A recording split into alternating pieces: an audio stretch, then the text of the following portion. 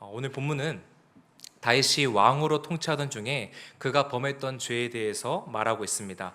이때 다윗이 10계명 중에서 제6계명과 7계명을 어기게 되는데요. 우리 지성인 중에 지성인이신 성도님 여러분, 10계명 다 외우고 계실 것입니다. 자, 제6계명을 한번 외워보겠습니다. 시작. 네. 역시 훌륭하십니다. 7계명은 뭐죠? 간음하지 말라입니다. 네, 한번 띄워주시죠. 네, 밧세바라는 여인, 우리아의 아니었던 그 여인과 간음을 하는 그 제7계명을 다윗이 먼저 어기게 됩니다. 그리고 이어서 제6계명도 어기게 되죠. 다윗이 밧세바를 범하고 나서 요압 장군에게 전가를 보내는데, 전갈의 내용이 뭐냐면 우리아를 가장 치열한 전쟁터에 배치해서 그를 고립시키도록 지시합니다.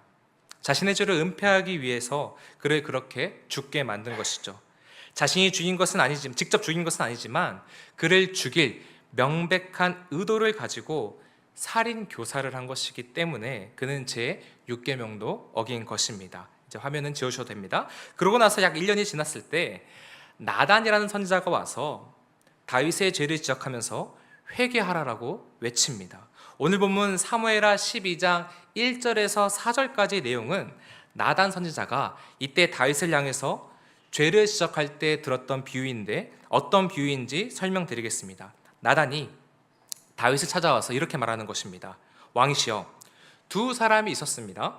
한 사람은 엄청난 부자여서 소와 양과 가축들이 너무나 많았습니다. 또 다른 한 사람은 집이 너무 가난해서 암양 새끼, 겨우 암양 새끼 한 마리만 애지중지 키우고 있었습니다. 그 암양 새끼를 얼마나 귀히 여기고 예뻐했는지 마치 자기 딸처럼, 자녀처럼 그렇게 애정을 주었습니다. 그런데 어느 날 이 부자에게 손님이 한 명 찾아왔습니다. 이때 이 부자가 자기 양과 소를 잡아서 그 손님을 대접하는 게 아까워서 그 가난한 사람의 암양 새끼, 딸처럼 여겼던 그 암양 새끼를 빼앗아서 그것으로 손님을 대접했습니다. 나단이 여기까지 이야기를 마쳤을 때 이야기를 듣고 있던 다윗이 나단의 말을 끊으면서 분노합니다. 그러면서 여호와의 살아계심을 두고 맹세하노니 그런 못된 일을 행한 자는 마땅히 죽어야 한다라고 말하죠. 이때 나단이 당신이 바로 그 부자다라고 그 죄를 딱 지적합니다. 전 최고의 설교자 같아요. 나단이 그냥 한 줄로 끝났습니다. 당신은 왕이라서 원하는 대로 다 가질 수 있었고, 당신의 부하 우리아한테는 자기가 정말 사랑하는 아내 밧세바 한 명밖에 없었다. 그런데 당신은 그 하나뿐인 밧세바를 빼앗고 우리아를 죽였다라고 다윗의 그 끔찍한 죄를 지적합니다. 이때 다윗이 자신의 그 죄를 숨기거나 변명하지 않고 즉시 회개하는 모습을 보입니다. 13절 말씀을 다시 한번 함께 읽어보겠습니다. 시작. 다윗이 나단에게 이르되 내가 여호와께 죄를 범하였노라 하매 나단이 다윗에게 말하되 여호와께서도 당신의 죄를 사하셨나니 당신이 죽지 아니하려니와. 나단의 이 죄 지적 앞에서 죽어 있었던 그 죄에 대한 영적 민감성이, 영적 감수성이 회복된 것입니다. 그 즉시 그는 하나님께 납작 엎드려 회개합니다. 이렇게 진실되게 회개하자 나단은 그 회개한 다윗을 향해서 하나님께서 당신을 용서하셨다라고 하면서 사죄의 은혜를 선언해 줍니다. 성도 여러분, 다윗은요 율법을 2개나 어겼습니다. 율법대로라면 그는 죽어야 할 운명이었습니다. 그 운명을 피할 수가 없었습니다. 레위기 20장 10절 말씀을 제가 한번 읽어보겠습니다. 남자가 다른 남자의 아내 곧 자기의 이웃집 아내와 간통하면 간음한 두 남녀는 함께 반드시 사형에 처해져야 한다. 그런데 이 엄중한 율법의 심판과 판단에서 그는 벗어나게 됩니다. 어떻게 이런 일이 가능했을까요? 회개라는 통로를 통하여 장차 오실 그리스도께서 이루실 그 속죄의 은혜가 그에게 흘러가고 부어졌기 때문입니다. 이 장면을 볼 때 회개야말로 정말 우리 신자들에게 꼭 필요한 은혜의 수단이라는 것을 알 수가 있습니다. 그래서 오늘은 이 회개에 대해 좀 밀도 있게 나누려고 합니다. 3파트로 나눠서 제가 회개에 대해서 나누려고 하는데요. 첫 번째 파트는 회개에 대해 가지고 있는 대표적인 오해들, 그리고 두 번째 파트는 참된 회개와 거짓된 회개를 구분하는 방법, 세 번째 파트는 그렇다면 우리는 참된 회개를 어떻게 할 것인가? How에 대한 부분을 좀 살펴보도록 하겠습니다. 먼저 첫 번째 파트인 회개에 대한 대표적인 오해들을 다루기 전에 이 이야기를 먼저 꼭 좀 드리고 싶습니다. 성도 여러분, 회개는 절대로 우리가 터부시해야 할 것이 아닙니다. 최대한 미루고 미뤘다가 예를 들어서 일주일치 죄를 한 번에 모았다가 주 1회씩 회개한다거나 한 달에 한 번 원래 행사처럼 해야 하는 기도 또는 특별 부흥회 때만 하는 기도가 아니라는 것입니다. 매일 매 순간 운전할 때나 누웠을 때나 하루를 복귀하면서 나 자신을 겸허히 돌아보며 늘상 고백해야 하는 것이 이 회개의 기도입니다. 자, 그럼 지금부터 회개에 대한 오해를 나눌 텐데요. 회개에 대한 세 가지 대표적인 오해가 있습니다. 첫 번째 오해는 우리가 평생 짓는 죄를 회개라는 행위로 용서받을 수 있다는 오해입니다. 이건 어떤 오해입니까? 우리가 회개를 하면 죄 사함을 받을 수 있고 회개를 안 하면 용서받을 수 없다라는 오해이죠. 이러한 생각은 그리스도의 십자가 사건, 가장 완전한 그 속죄의 제사, 속죄의 사건을 아무것도 아닌 것으로 만들어버리기 때문에 아주 잘못된 오해입니다. 우리가 죄를 용서받는 것은 회개 때문이 아닙니다. 오직 십자가상에서 이루어진 속죄의 사건 덕분입니다. 죄 용서는 그리스도께서 이루신 그 속죄의 은혜라는 토대 위에서 회개라는 도구적인 원인을 통해서, 회개라는 통로를 통해서 우리의 삶에 흘러오고 적용이 되는 것입니다. 우리의 구원과 죄사함의 궁극적인 근거는 언제나 십자가에만 있음을 잊지 말아야 합니다. 이것을 말하는 베드로전서 1장 18절에서 19절 말씀을 우리 함께 한번 읽어보겠습니다. 시작! 너희가 알거니와 너희 조상이 물려준 헛된 행실에서 대속함을 받은 것은 은이나 금같이 없어질 것으로 된 것이 아니요 오직 흠없고 점없는 어린 양 같은 그리스도의 보배로운 피로 된 것이니라. 우리의 죄를 용서받는 속죄는 오직 그리스도의 보배로운 피로만 됐다라고 분명히 선언하고 있죠. 두 번째 오해는 구원받기 이전의 죄는 십자가 사건으로 용서받지만 이제 구원받은 그 이후에 신자가 범하는 죄들에 대해서는 회개라는 행위로 용서받을 수 있다는 오해입니다. 이러한 생각은 십자가 사건이 완성한 그 속죄의 효력이 신자의 회심 때까지만 영향을 끼치고 신자가 회심한 이후에 범하는 죄에 대해서는 아무런 영향도 미치지 못한다고 보기 때문에 이 또한 아주 잘못된 오해입니다. 이 오해는 마치 하나님이 구원받은 이후의 내 삶은 어쩌지 못하신다는 느낌을 갖도록 하죠. 그러나 성도 여러분, 기억하십시오. 2000년 전에 이루어진 그 그리스도의 십자가 사건은 우리 평생의 죄를 모두 지고 죽으신 가장 완벽한 속죄의 제사, 속죄의 사건입니다. 그렇기 때문에 그 십자가상에서 그리스도께서 내가 과거에 지었던 죄, 내가 오늘 지은 죄, 그리고 내가 미래에 지을 죄까지 모두 다 완전하게 속죄했음을 꼭 기억하시기를 바랍니다. 세 번째 오해는 우리의 과거와 현재, 미래의 모든 죄를 십자가에서 용서받았으므로, 속죄되었으므로 더 이상 이제 그럼 회개할 필요가 있느냐라는 그런 오해입니다. 이게 이제 잘 아시는 구원파라는 이단 종파의 사상이죠. 이 세 번째 오해는 회개가 무엇인지 전혀 모르기 때문에 하게 되는 오해입니다. 성도 여러분, 그리스도의 그 십자가 사건, 속죄의 사건으로 인하여 신자의 그 죄에 대한 심판과 형벌은 종료가 되었지만 죄는 여전히 의로우신 하나님의 마음을 아프게 만듭니다. 이 죄는 하나님과의 은혜로운 교제, 친밀한 교제를 약화시킵니다. 죄를 범했을 때 우리가 느끼는 어떤 양심의 가책, 영적 위축감, 떳떳하지 못하게 되는 현상들은 우리가 하나님과의 그 친밀하고 깊은 교제 속에서 어떤 장애물을 경험하고 있다는 분명한 증거인 것이죠. 물론 그리스도께서 홀로 나의 그 죄에 대한 정죄와 율법의 저주를 모두 다 완전하게 받으셨기 때문에 나에겐 이제 율법을 어긴 것에 대한 심판으로서의 고난이나 고통, 질병이 더 이상 나에겐 임하지 않을 것입니다.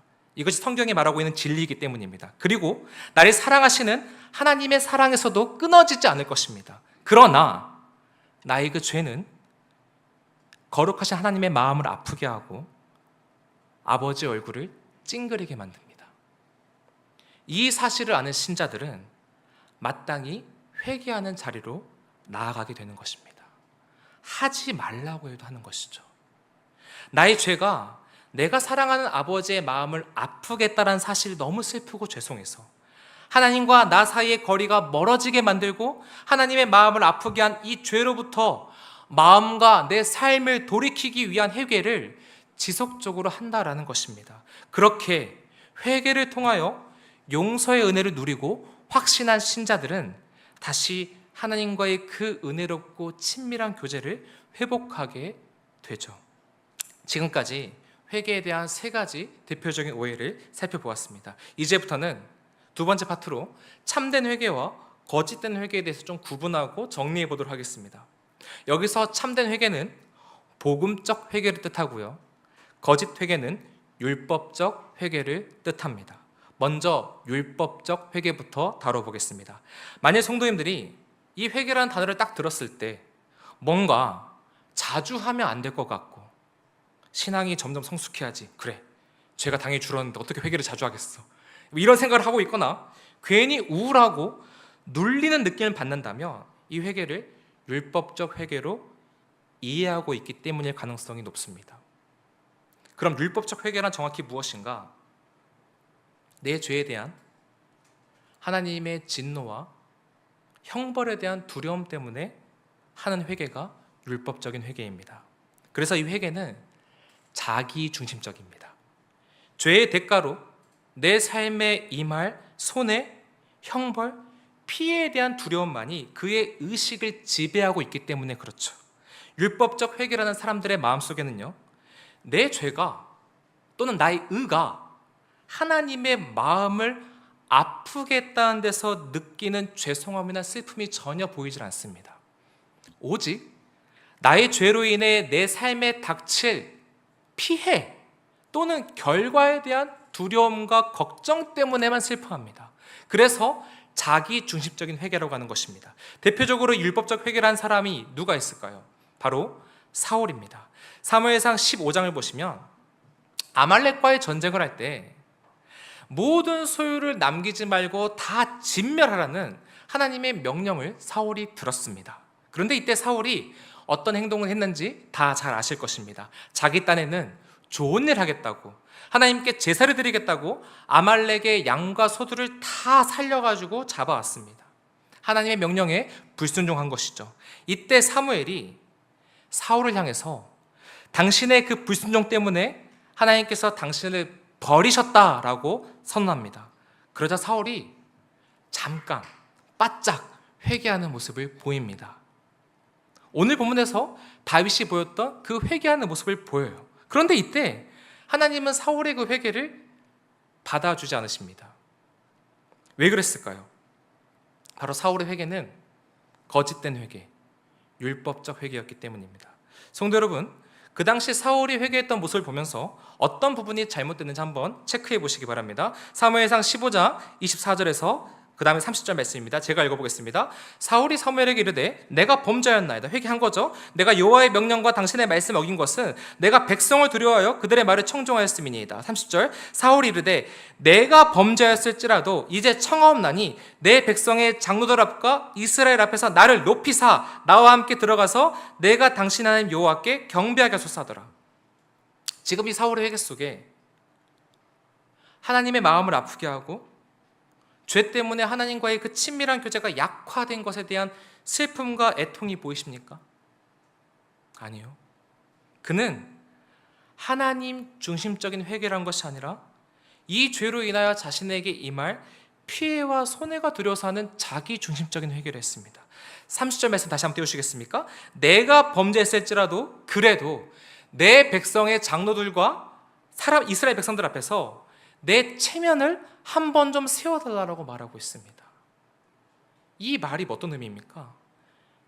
내 죄로 인한 결과 때문에 백성들의 신뢰를 내가 잃게 되고 내 왕위가 무너질 것이 두려우니 좀 용서해달라는 것이죠. 그의 관심은 하나님이 아니라 죄에 대한 형벌로 받게 될 피해와 손해뿐이었던 것입니다. 성도 여러분, 이 율법적 회개가 진지해질 때는요, 조금 기이한 모습도 함께 나타납니다. 어떤 모습이냐면 자기 스스로를 괴롭게 하거나 때로는 자학함으로써 내가 지금 죄에 대한 대가를 스스로 이렇게 받고 있기 때문에 이 죄에 대한 용서를 받을 만한 자격이 있다고 착각하거나 그 고통스러워하는 모습을 통해 하나님의 동정을 얻어내려고 시도하는 모습들을 나타냅니다. 어떤 감정적으로 찝찝한 죄책감이 다 소멸될 때까지 스스로에게 벌을 주는 모습도 보이죠. 그 고통 속에서 죄 용서의 자격과 근거와 만족감을 찾으려고 하는 것입니다. 지금은 이제 그런 분들이 많이 없는데 죄 용서의 확신이 마음속에 들 때까지 막 고통스럽게 금식하는 분들이 과거에 종종 계셨었죠. 사울의 회개에도 이런 모습이 나타나요. 사무엘상 15장 27절을 제가 읽어보겠습니다. 사무엘이 이제 죄를 지적하고 딱 가려고 돌아설 때 사울이 그의 겉옷자락을 붙잡음에 찢어진지라.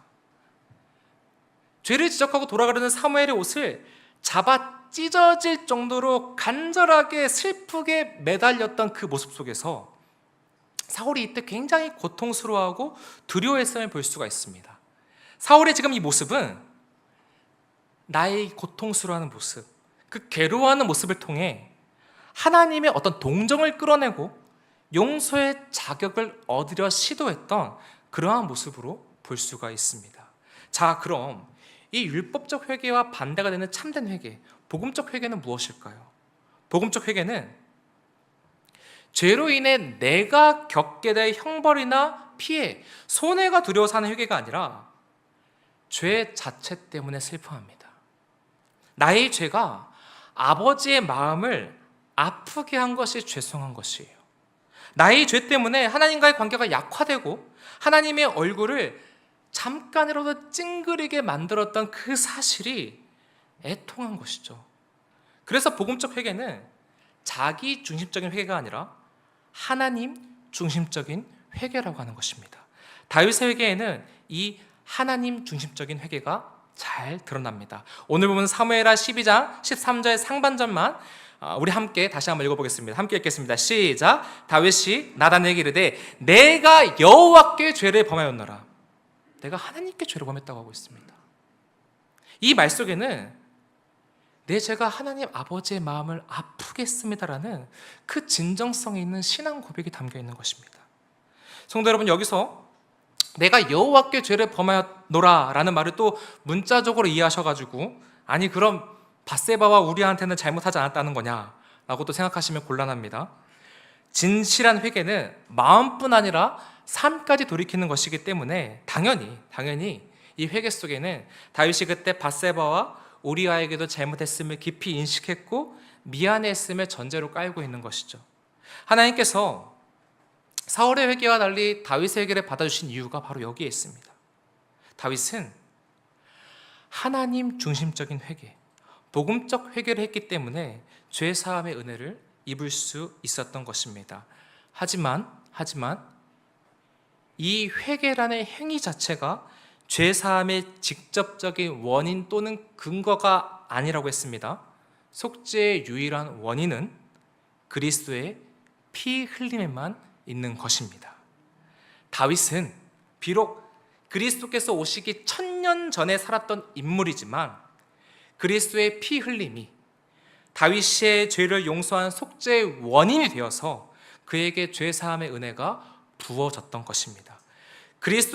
오직 그리스도가 이루신 그 속죄의 은혜라는 토대 위에서 회개라는 통로, 회개라는 그 도구적인 원인을 통해서 다윗에게 죄 사함의 은혜가 풍만하게 흘러갔다라는 것이죠.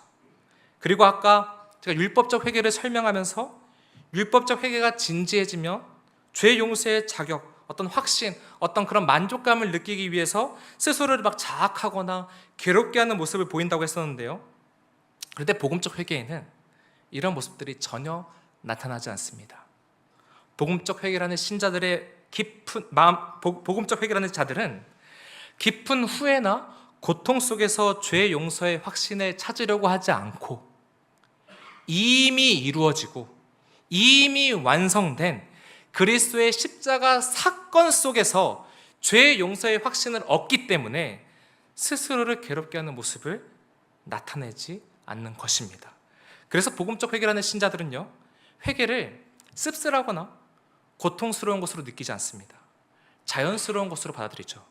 하나님께서 이미 내 죄에 대한 형벌과 진노와 저주를 그 아들 예수에게 쏟아 부으셨다는 사실을 알기 때문에 그 십자가 사건에 의해서 나는 이미 완전하게 용납받고 있다는 사실을 믿기 때문에 나의 잘못과 결함을 고백하는 것이 자연스러워지는 것입니다. 불편하게 느껴지지 않는 거예요. 나의 죄악을 적나라하게 깊이 고백한다 하더라도 그 십자가 사건에 근거하여 하나님의 사랑에서 절대로 끊어지지 않고 쫓겨나지 않을 것을 확신하기 때문에 그런 것이죠.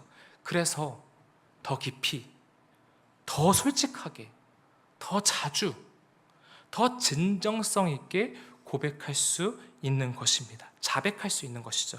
결국 이러한 복음적 회개의 끝에는 참 기쁨과 자유함과 회개의 달콤함이라는 것을 경험하게 됩니다. 왜요? 죄 용서가 확률이 아니거든요.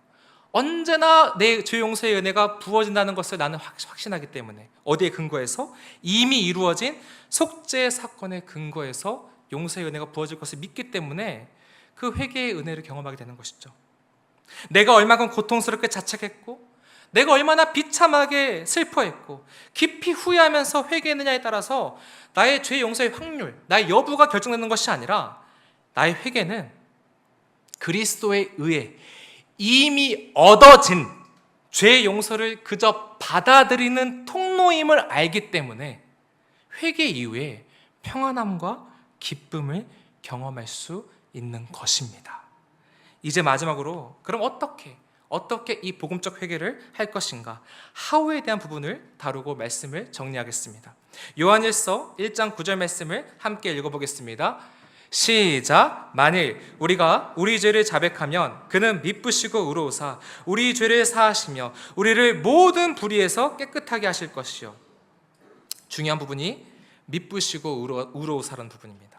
죄를 자백할 때 하나님의 저 성품을 떠올리며 자백하는 것이 중요합니다.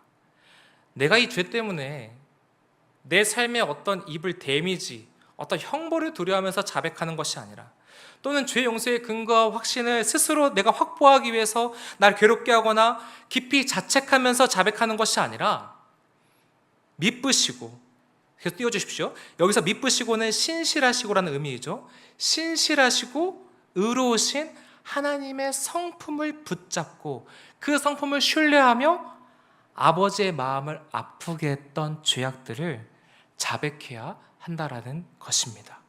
이 하나님의 성품은 그럼 어떤 성품을 의미합니까? 이런 것이죠. 내가 너를 사랑해서 내 아들을 주었다. 내 아들 예수가 십자가에서 완성한 속죄의 사건으로 너의 과거의 죄, 오늘의 죄, 미래의 죄는 모두 다 하얗게 씻겨졌다. 용서받았다. 너 의인이 됐다. 내 아들이 이룬 완전한 속죄의 제사, 그 십자가 은혜 때문에 네가 넘어지거나 실패해도 너의 구원은 결코 취소가 되질 않는다. 너는 내 신실한 사랑에서 절대로 끊어질 수가 없다. 바로 이것이 저 미쁘시고 의로우신 아버지의 성품 속에 담겨있는 언약의 내용이자 약속인 것입니다. 좀 더 날 것으로 표현해 보겠습니다. 넌 아무리 삽질을 해도 지옥에 못 갈 운명이다.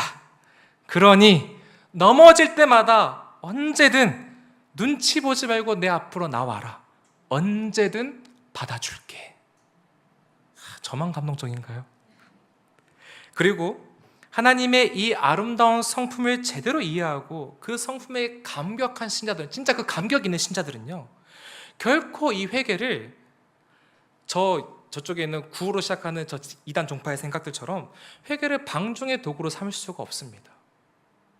어차피 내 죄에 대한 속죄는 그리스도의 속죄의 사건으로 이미 완성됐으니까 이제 어떻게 살든 상관없지 뭐. 그 구원이 확보됐다는데 뭐. 그냥 죄 지을 걸 편하게 다 짓고 나 살고 싶은 대로 살다가 죽기 전에 한 번에 시원하게 한번 뱉고 회개하고 죽으면 되지 뭐. 이런 아니라고 방종에 물든 생각을 할 수 없다는 것입니다. 오히려 방종이 아니라 죄인인 나를 당신의 자녀로 삼아주신 그 은혜와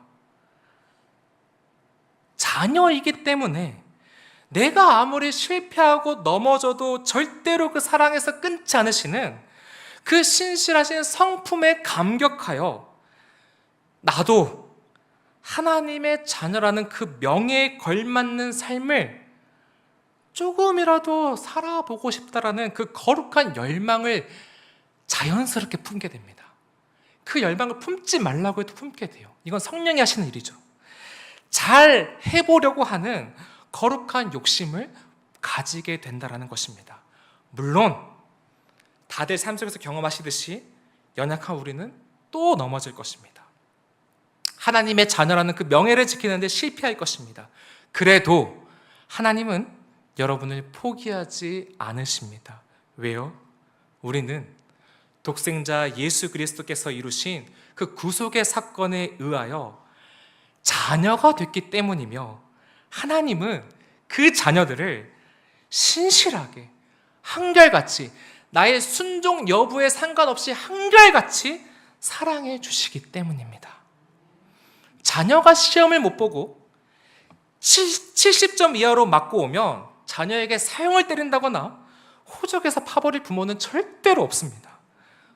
우리는 늘 하나님 앞에서 70점 이하를 맞을 것이지만 걱정하지 마십시오. 안 죽습니다. 아멘, 네, 아멘입니다. 안 쫓겨나요. 그리고 그런 여러분을 하나님은 부끄러워하지 않으십니다. 그러니 이 은혜에 기대어 오늘보다 그저 내일 조금 더 잘해보려고 하는 그 거룩한 열망을 품고 살아내시기를 바랍니다. 혹여 이번에 65점을 맞아버렸다면 다음에는 70점을 목표로 하십시오. 그렇게 올려가시면서 조금씩 명예롭게 살아가는데 성공하십시오. 그러다 넘어졌을 때는 막 지나치게 자책하거나 나는 왜 이럴까? 왜 이렇게 생겨먹었을까? 불안해하지 마시고 당신의 자녀를 언제나 넓은 품으로 품어주시는 하나님의 아름다우신 성품에 기대어 아버지 얼굴을 잠시 찡그리게 했던 나의 그 죄들을 솔직하게 다 자백하시기 바랍니다. 그러면 하나님께서는 여러분의 죄의 경중에 따라서 이건 용서해 줄게, 이건 좀 더 깊이 하면 용서해 줄게, 이렇게 하지 않으시고 언제나 하나님께서는 아들 독생자 예수가 이루신 십자가 사건을 기억하면서 여러분의 그 모든 죄들을 사해 주시고 모든 불의에서 깨끗하게 하실 것입니다. 언제나 영원토록 그 즉시로 말입니다. 그렇게 우리는 아버지와의 은혜롭고 친밀한 교제를 다시 회복하게 될 것입니다. 이것이 그리스도께서 우리를 위해 행하신 놀라운 일입니다.